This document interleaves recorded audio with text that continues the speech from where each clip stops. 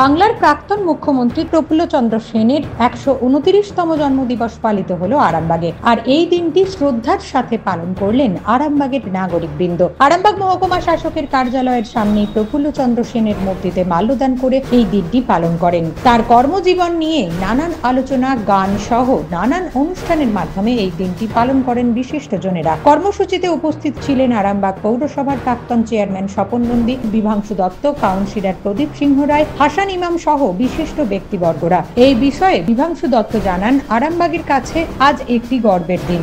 ১২৯ বছর আগে প্রাক্তন মুখ্যমন্ত্রী প্রফুল্ল চন্দ্র সেন জন্মগ্রহণ করেন। তার অবদান আরামবাগের জন্য ভোলার নয়।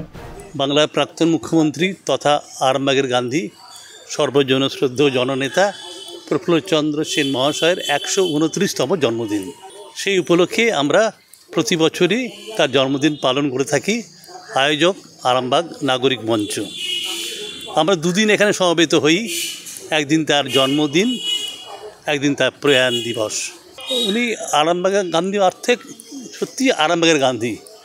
তার যখন তিনি আন্দোলনে যোগ দেন, তার সঙ্গে আরামবাগের কোনো যোগ ছিল না। তিনি বাংলাদেশে খুলনার মানুষ, শৈশব কেটেছে বিহারে, তারপরে কলকাতা স্কটিশ চার্চ কলেজে পড়েছেন ফিজিক্স অনার্স নিয়ে। তারপরে তার বিলেত যাওয়ার কথা ছিল, কিন্তু বিলেত না গিয়ে উচ্চশিক্ষা লাভ করেননি। গান্ধীর ডাকে সাড়া দিয়ে তিনি আরামবাগে আন্দোলন শুরু করেন, অসহযোগ আন্দোলন থেকে শুরু করেন। তারপর থেকে তিনি আরামবাগে রয়ে যান, আরামবাগের মানুষ হয়ে যান, আরামবাগের কাছের মানুষ হয়ে যান। তার জন্য তাকে আমরা আরামবাগের গান্ধী বলে শ্রদ্ধা জানাই।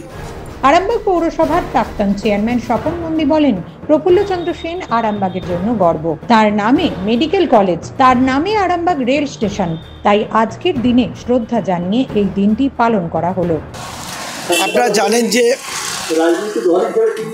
আরামবাগের গান্ধী ভারতবর্ষের যিনি আমাদের স্বাধীনতা আন্দোলনের যিনি পুরোধা, সেই গান্ধীজির ভাব শিষ্য প্রফুল্লচন্দ্র সেন, আরামবাগের প্রাক্তন মুখ্যমন্ত্রী, সেই তার আজকে জন্মদিন।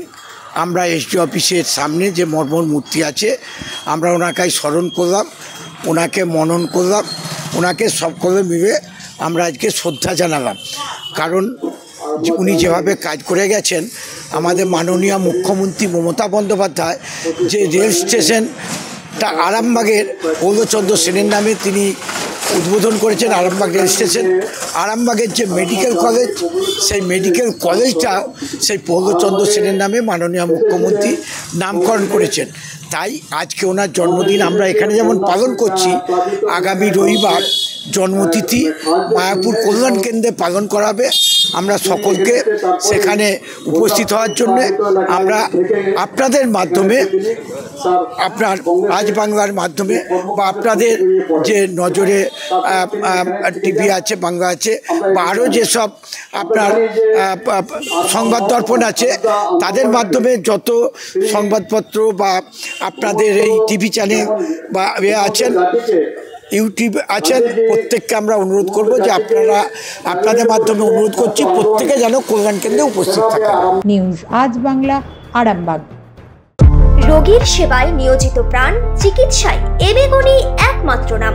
উন্নত চিকিৎসায় আরামবাগে স্বাস্থ্যসাথী মান্যতাপ্রাপ্ত হসপিটাল এমেগনি হসপিটাল। এখানে রয়েছে 24 ঘন্টা চিকিৎসা পরিষেবা, দিবারাত্রি রোগী ভর্তি, উন্নত মানের আইসিসিউ, এইচডিইউ সহ বিভিন্ন জটিল অপারেশনের সুব্যবস্থা।